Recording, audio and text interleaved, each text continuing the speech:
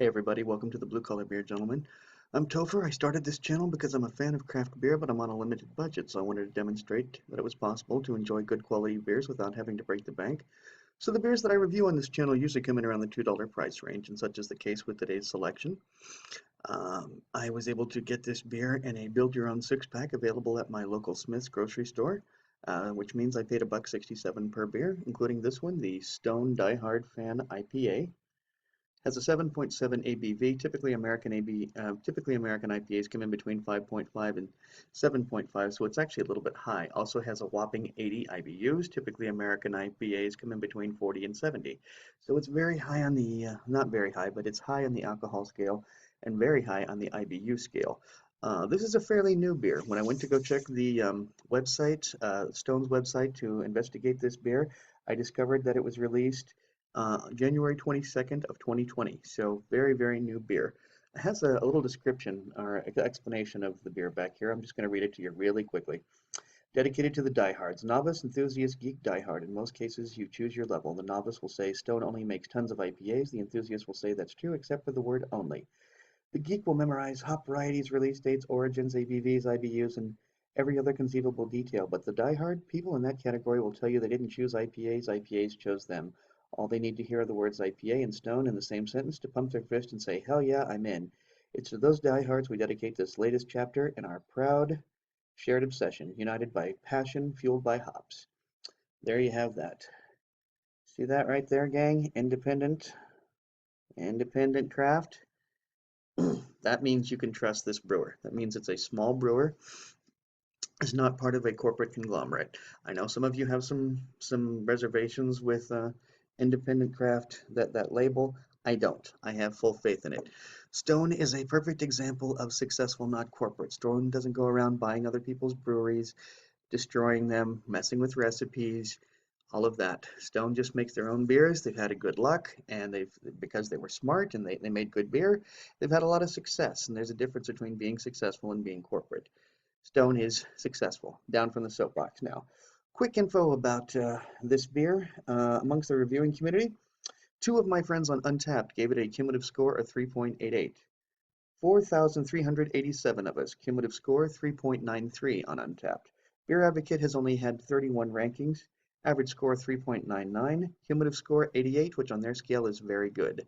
So gets high marks all the way across. I am going to be using my Stone stemmed IPA glass because it's not very often, I gotta say, that I get to choose a Stone beer. Typically Stone beers do not come in around the $2 price range. They're usually a little out of my range, and so I don't get to drink Stone beers, and I think this is about the only time. There were two Stone beers in this six pack, and the fact that I managed to get two Stone beers for $1.67 each, fantastic. So what does that tell me? It tells me I have got to start paying a little more attention to the grocery store's craft beer section, because there's no reason to miss out on that. The thing is, gang, this is the last of the beers that were in that six pack, and I don't think there's anything new over at the grocery store. So there's a local there's a chain of gas stations, Speedy Mart here, that oftentimes carry good craft beers, particularly the local ones. Um, I may be doing that. The next few reviews may not be the $2 price range, guys. I'm sorry. I don't know what to tell you. Uh, we're living in strange times. I'm going to describe this as medium low carbonation. What you're seeing is slightly a little more almost peach colored.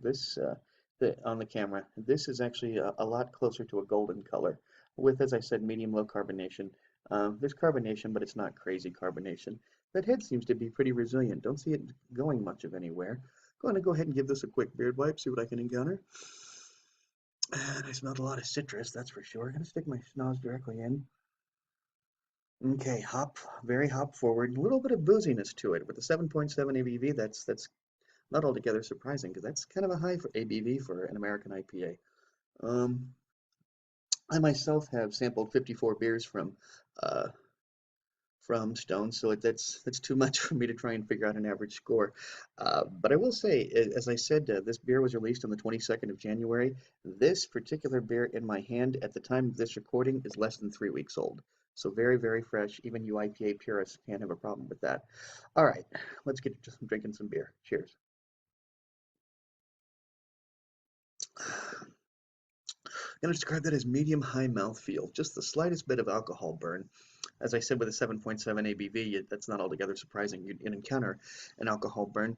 But yeah, kind of spiky, very hop forward, refreshing.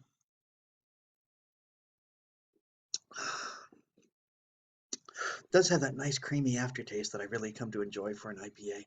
That's what a real, to me, a really good IPA is, one that knocks you over with the bitterness of the hops, but then as it goes down the gullet and rolls across the tongue, you start to get a creamy finish. That's exactly what we're experiencing here, or I'm experiencing here. Lots of flavor. As I said, just the slightest alcohol burn. It's an IPA, but it's a good IPA. It's a really good IPA. I think I think this beer deserves I think this beer deserves a 4.0. It's not going to get the extra 0.25 because it arrived in a bottle, and most Stone beers do arrive in bottles. You do get some cans every once and again, but for the most part, they arrive in bottles. And Kelly, if you're watching, my man, there's one more bottle cap for you. My buddy Kelly's working on some kind of project.